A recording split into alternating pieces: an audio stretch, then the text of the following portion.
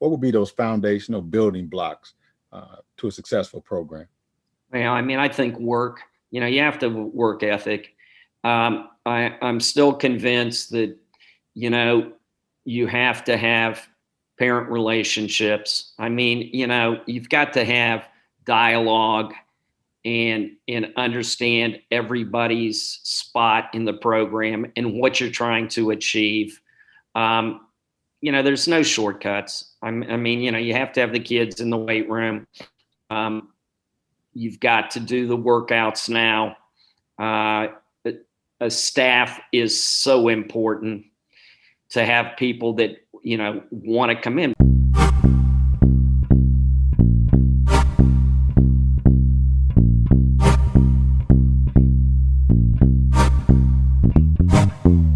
Hello, everyone. This is Coach Tim Brown of the book Uncommon Athletes, and Filled with Passion, Fueled by Purpose. I'm excited to have with me.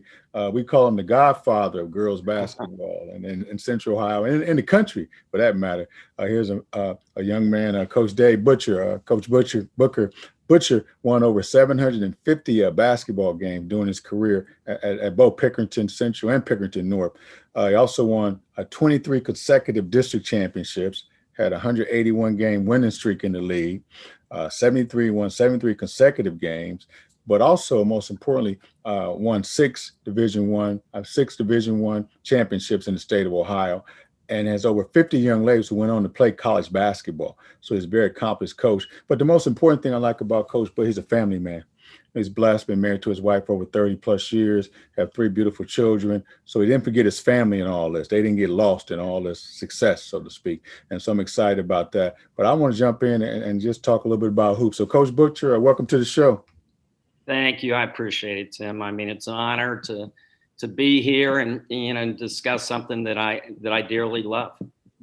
Yeah, you were at the beginning of girls basketball back in the early 80s or what, and here we are in 2020. What drew you to the girls game?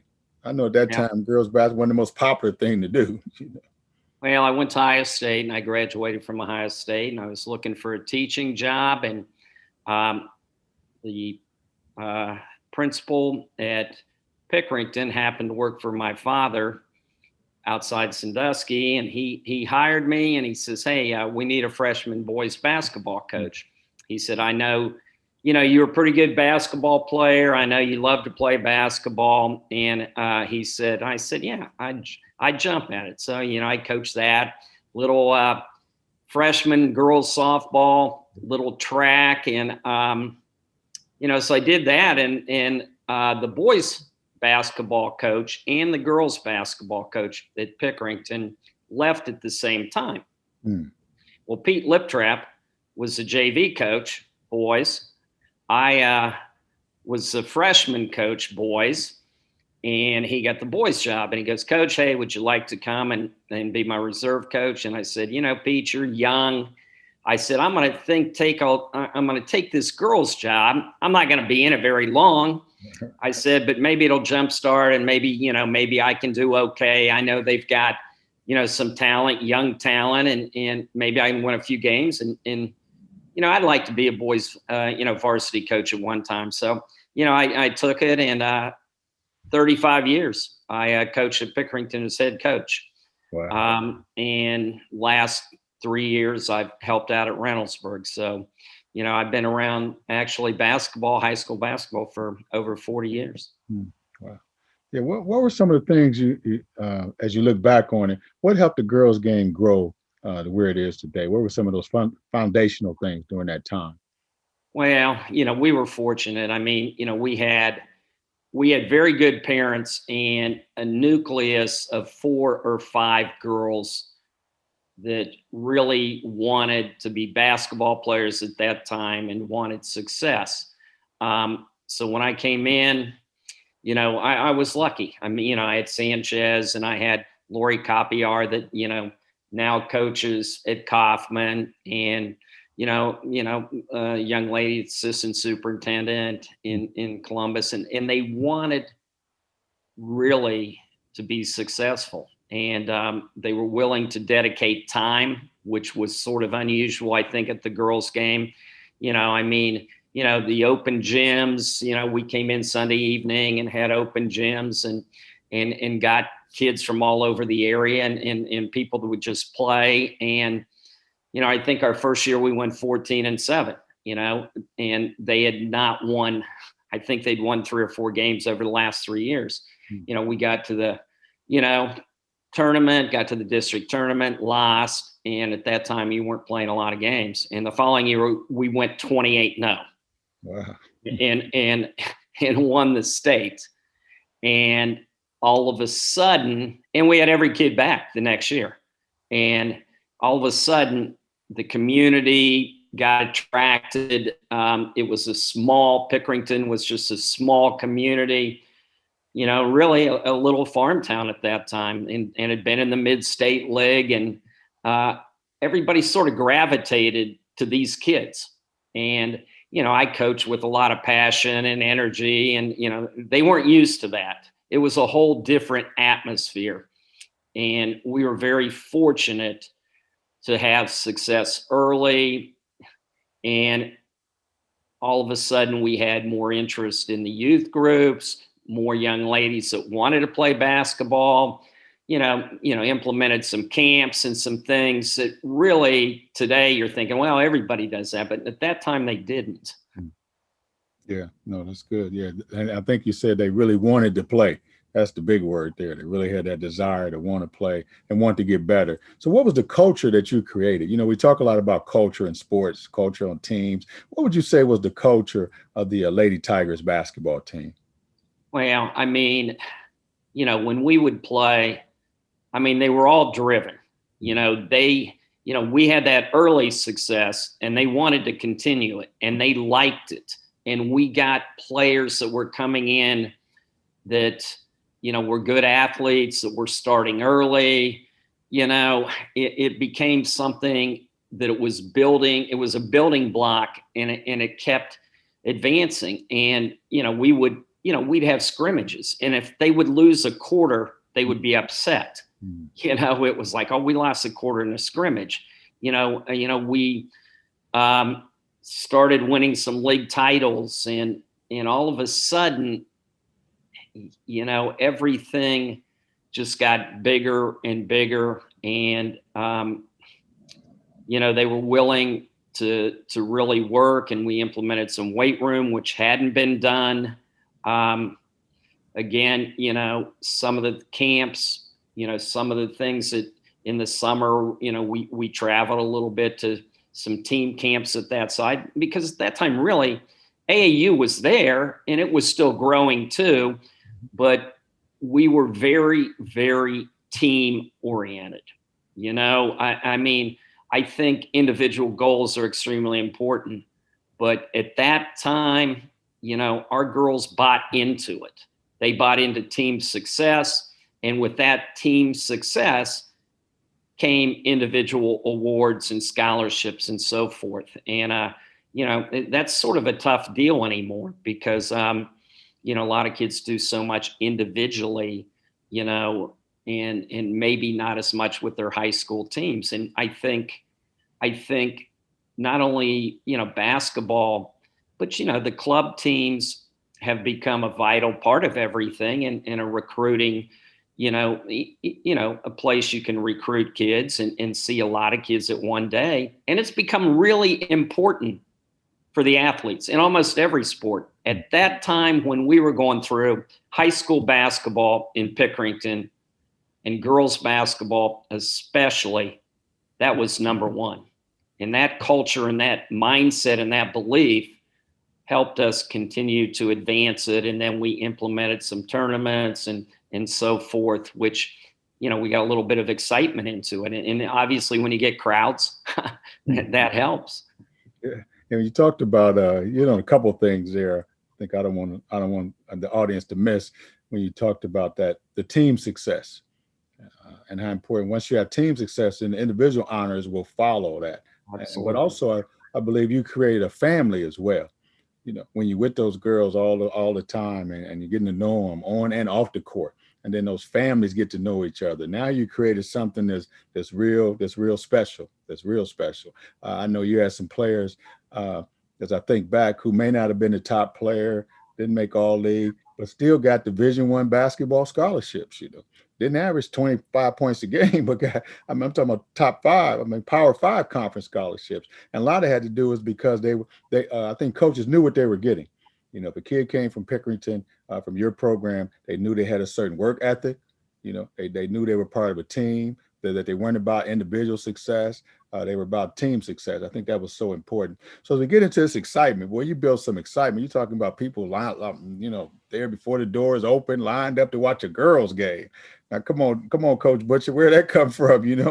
How is that, man? I know they were coming to see you all young and excited on the sidelines, with all that stomping and all that, all that fire. But come on, man, where did that come from? What built that? What built that? I've always had a ton of energy. Yeah. I mean, I've had a lot of passion. I tried to make our kids play with that passion. And I think that's what everybody loved about it. I mean, we were out there playing man-to-man defense, and we were playing 94 feet. Yeah. And, we were diving on the floor. And if they weren't, coach was up and down the sidelines. And, we just played so hard. I mean, we didn't always have the best players. Now, believe me, we had a lot of great players, but we had kids that believed in our system. I didn't play much zone then. Maybe if I had played a little zone, we might have won a couple more, I think. But we played man-to-man. We played 94 feet.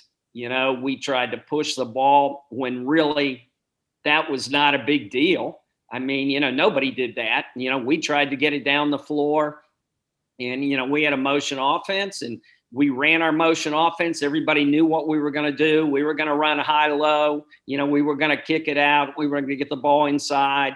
And the minute we scored, we were on you. And, it wasn't necessarily us doubling you and doing that, but we were going after you. And if there was a loose ball, we were going to get it. And we were going to play the entire game, all 32 minutes, I mean, and people loved it. And, and then sometimes I'd sub 5 at a time, and I had another group that would come in, and they just went all after them, and people went nuts. They're like, look at these girls. They're coming off the bench. And, it was, I mean, when I look back, it was sort of incredible. And I mean, they believed in me, which, and people go, well, you're on the kids. And I said, our kids understand me. I said, I push hard, we're after success, and, we want to be the best. But you know what? When when the game's over, it's over, and you go back to practice and you evaluate, and we scouted a lot. I had, when it was hard to get people to coach, my assistant coaches were incredible. I mean, they worked, the kids liked him, they respected him, and, the fans just gravitated to it. And, we were scoring a lot of points. When girls basketball, nobody was scoring. We're scoring a lot of points. Yeah.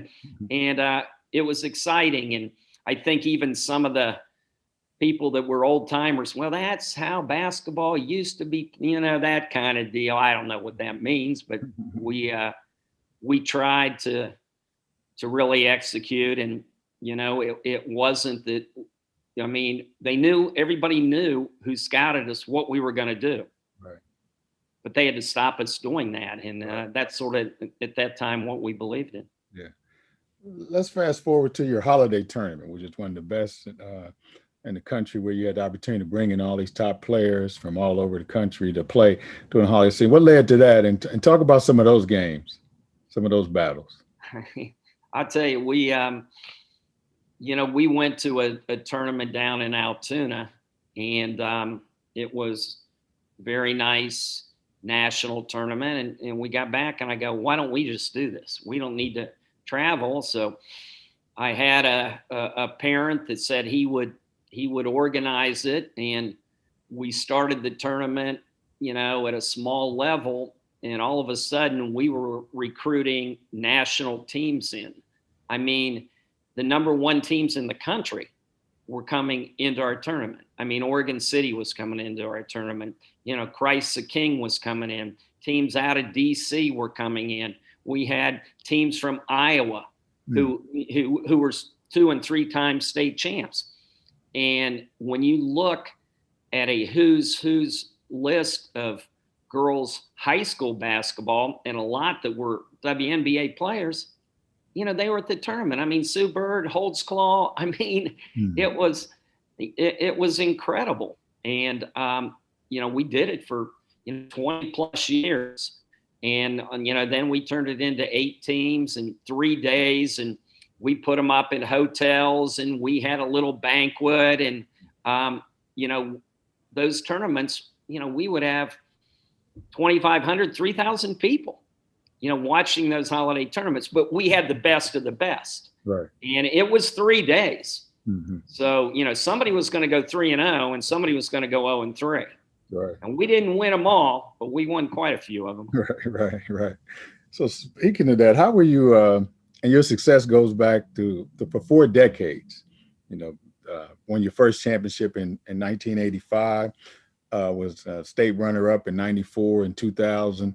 How were you able to maintain that success? Because I know players change, parents' attitudes and whatnot. And how were you able to maintain that success through the decades? Well, I mean,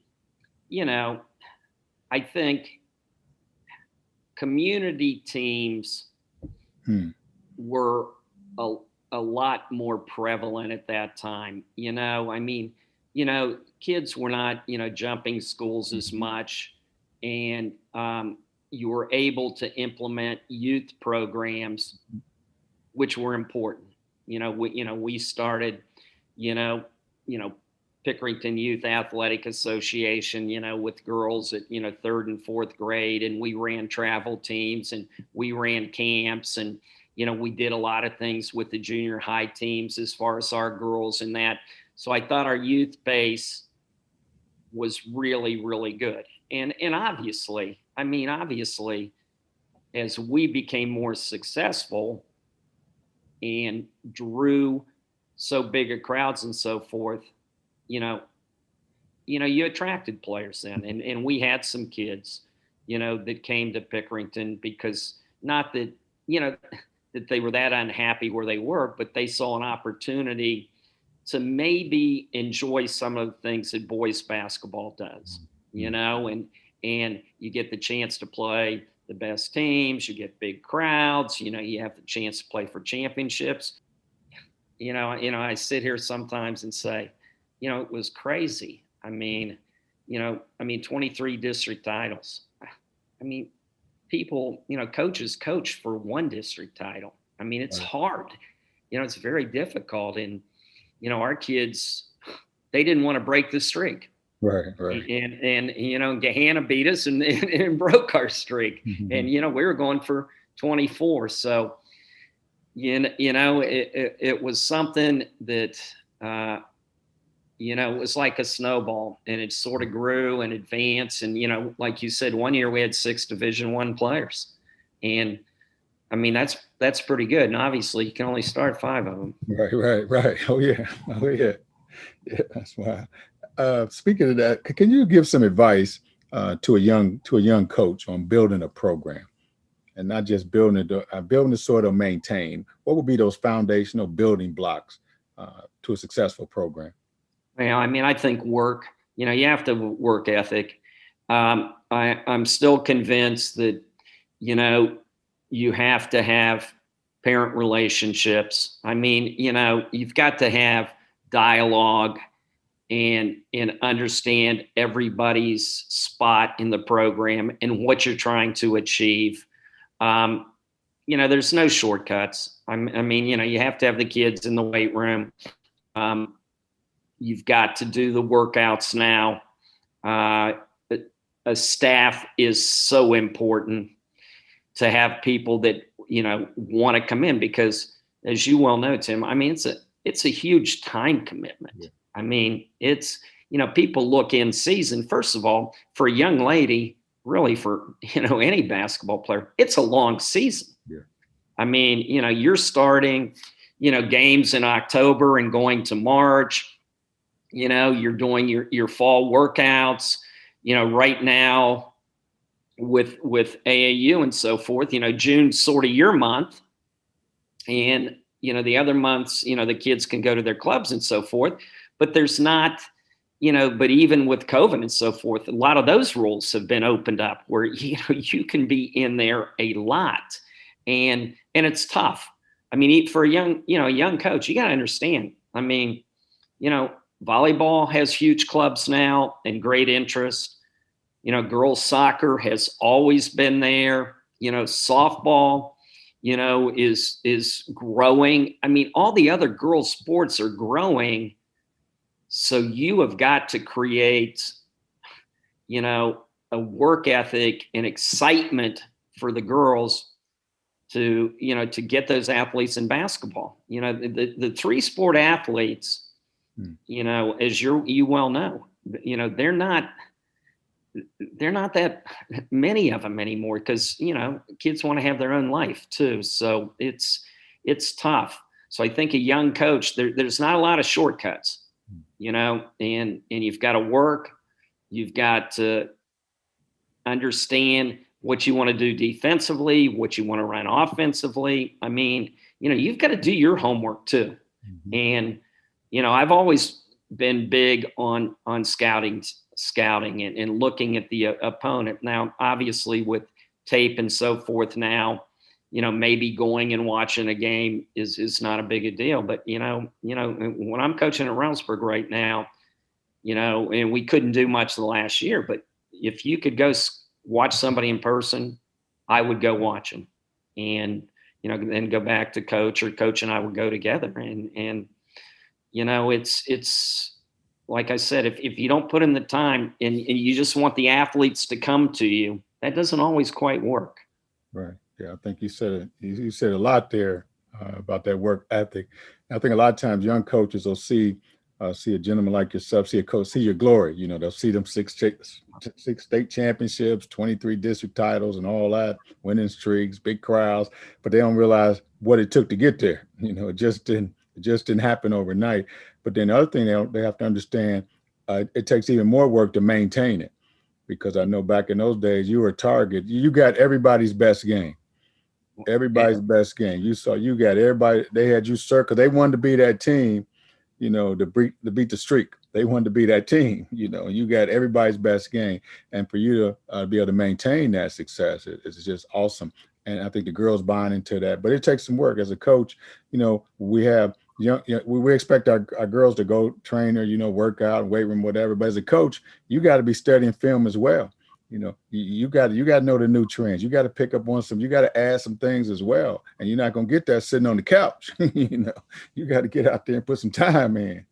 And I'll tell you what, too. I mean, obviously, you have to have good athletes. Yeah. I mean, you've got to have good players. And, with all the other opportunities anymore, you have to be a little more flexible, I think, than you used to be. I mean, and as I got older and some of the kids were, athletes were going different directions, I had to, I said, okay, I'll meet you.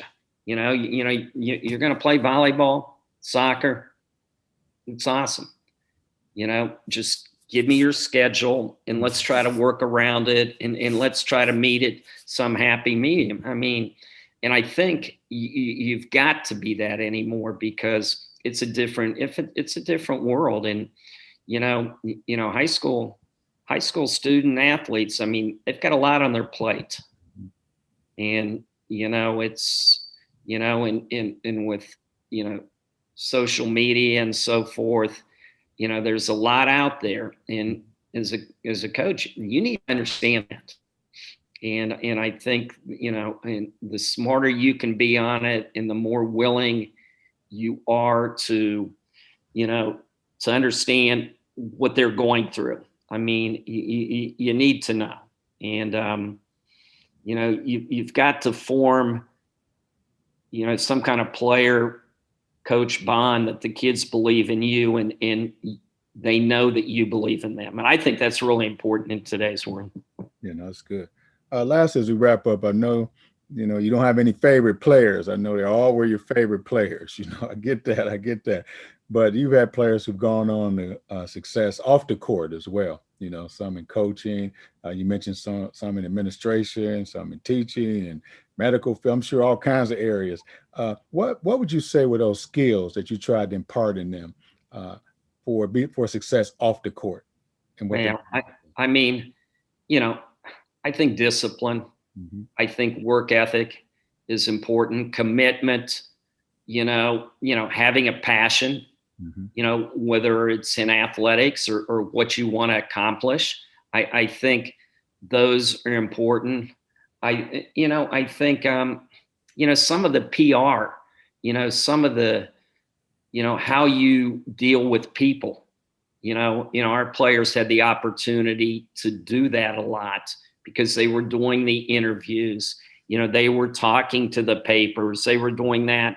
It was something that we sort of went over actually. And I think that wanting to be successful, being driven to achieve goals. So we were extremely goal oriented. That I was big on quotes and I was big on goals, and we would set, goals before the season and look at what we wanted to accomplish. And, there was individual goals, but team goals were always our most important. And when the kids bought into those, all types of goals worked out for them. And that's what we had to convince them. And, it's hard because, who doesn't want to score 25 points and get 18, 20 rebounds? And I'll tell you what, in a lot of our games, they weren't playing as many minutes as they wanted to, because we had not only really, really good kids on the bench, but, you had an opponent that I think a lot of people said, well,